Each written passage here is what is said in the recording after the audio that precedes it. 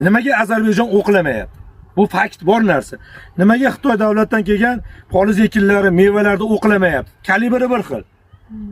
Biz ham qilsak bo'ladi, bizda sharoit bor. Bizniki ularnikidan kuchli. Tabiiyligi, bizni erta pisharligi, iqlimimizdan biz to'g'ri foydalanishimiz kerak. Bizda xato o'zimizda, odamlardan bo'lyapti. Tashiga chiroyli qilyapmiz, ichiga yomonini solyapmiz. Sizga o'xshagan opa-singillarimiz 150 ming emas, 300 ming, 400 ming ishlash kerak. Qancha ko'p haq olish uchun sizlar to'g'ri ishlab berishlaring kerak. Sizlarga bog'liq bu narsa. O'sha qaysidir dehqon buni solaver desa, solmaymiz biz. Piyoz hali pishmabdi, uzmay turing, dalaga kelib, buni uzing desa, hali yetilmabdi. Sizlar tushunasizlar-da baribir. Dehqon bilan necha yildan beri birga ishlaysizlar.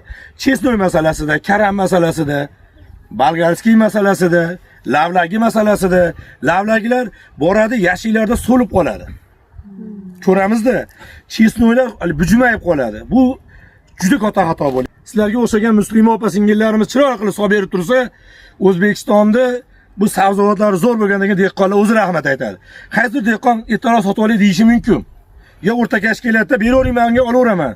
O'sha joyga sizlar borib qolsalar, sizlarga o'xshagan opalarimiz to'xtanglar. Buni yana yilgan biz sotishimiz kerak. Yana shuning orqasidan tirikchilik qilamiz, bizning xalqimiz.